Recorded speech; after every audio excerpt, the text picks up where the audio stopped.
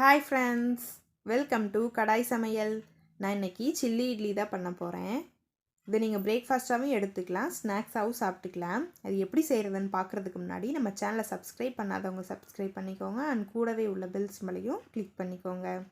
நான் இன்றைக்கி சில்லி இட்லி பண்ணுறதுக்காக ஒரு 6 இட்லியை சின்ன சின்ன பீசஸாக கட் பண்ணி எடுத்திருக்கேன். மீதமான இட்லியில் கூட நீங்கள் இந்த மாதிரி பண்ணலாம். இதை நம்ம ஃபஸ்ட்டு எண்ணெயில் போட்டு பொரிச்சு எடுத்துருவோம். எண்ணெய் சூடானதுக்கப்புறமா ஒவ்வொரு இட்லியாக போட்டு பொரிச்சு எடுத்துக்கலாம்.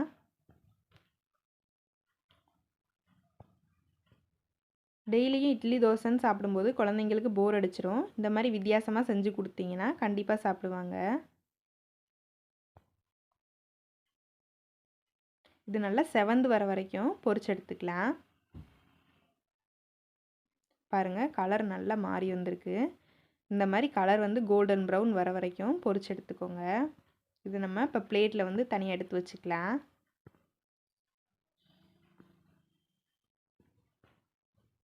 இது நம்ம அப்படியே வெறுதாக சாப்பிட்றது கூட ரொம்ப நல்லாயிருக்கும். அவ்வளோதான், எல்லா இட்லியுமே பொரிச்சு எடுத்தாச்சு. பாருங்கள், பார்க்கும்போது எவ்வளோ சூப்பராக இருக்குன்னு. இப்போ நம்ம சில்லி இட்லி பண்ண ஆரம்பிச்சிடலாம். கடாய் சூடானதுக்கப்புறமா எண்ணெய் ஊற்றிக்கோங்க. எண்ணெய் காஞ்சதுக்கப்புறமா கொஞ்சமாக கடுகு சேர்த்துக்கலாம்.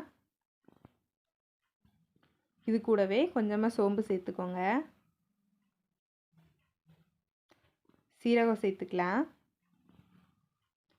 இதெல்லாமே நல்லா பொரிஞ்சதுக்கப்புறமா ஒரு பெரிய வெங்காயம் நான் சின்ன சின்னதாக கட் பண்ணி வச்சுருக்கேன், அதையும் கூட சேர்த்துக்கலாம்.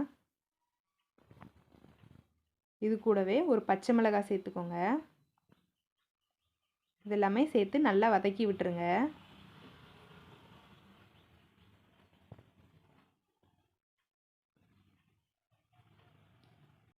வெங்காயம் ஓரளவுக்கு வதங்கிடுச்சு. இப்போ இது கூட நம்ம கட் பண்ணி வச்சுருக்க ஒரு தக்காளியும் சேர்த்துடலாம்.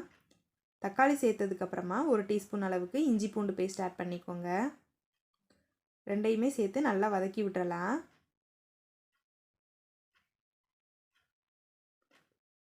தக்காளி ஓரளவுக்கு வதங்கினதுக்கப்புறமா நம்ம மசாலா பவுடர் எல்லாமே சேர்த்துக்கலாம்.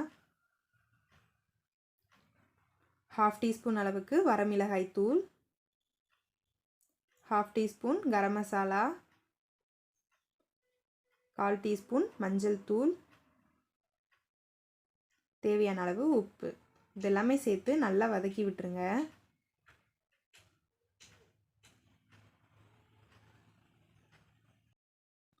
நல்லா வதக்கி விட்டாச்சு. இப்போ நம்ம பொரிச்சு வச்சுருக்க இட்லியவும் இது கூட ஆட் பண்ணிக்கலாம்.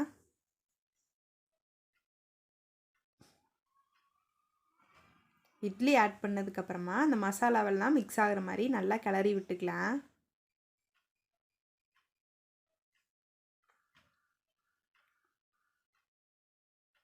இது ஒரு 2 மினிட்ஸ்க்கு அந்த மசாலாவெல்லாம் மிக்ஸ் ஆகிற வரைக்கும் நம்ம லோ ஃப்ளேம்லேயே வச்சு வேக வச்சுக்கலாம். இது மாதிரி செஞ்சு கொடுக்கும்போது குழந்தைங்க விரும்பி சாப்பிடுவாங்க. இது கூட எக்ஸ்ட்ரா டேஸ்ட்டுக்காக டொமேட்டோ கெச்சப் சேர்த்துக்கலாம்.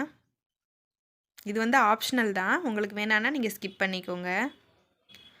சாஸ் சேர்த்ததுக்கப்புறமா நல்லா ஒரு தடவை கிளறி விட்டுக்கலாம்.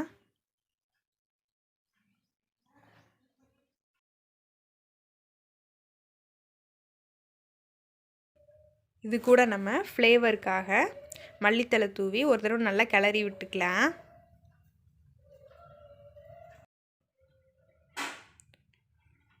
அவ்வளோதான், நம்மளுடைய சில்லி இட்லி ரொம்பவே சூப்பராக ரெடி ஆயிடுச்சு. கண்டிப்பாக நீங்களும் இதே மாதிரி ட்ரை பண்ணி பாருங்கள். ட்ரை பண்ணி பார்த்துட்டு எப்படி இருக்குங்கிறத கமெண்ட்ஸில் சொல்லுங்கள். இந்த வீடியோ பிடிச்சிருந்தால் லைக் பண்ணுங்கள், ஷேர் பண்ணுங்கள். இன்னும் பல இன்ட்ரெஸ்டிங்கான ரெசிபி வீடியோஸ் எல்லாமே பார்க்கணுன்னு நினச்சிங்கன்னா நம்ம சேனலில் மறந்துடாமல் சப்ஸ்கிரைப் பண்ணிக்கோங்க. தேங்க்யூ ஃபார் வாட்சிங்.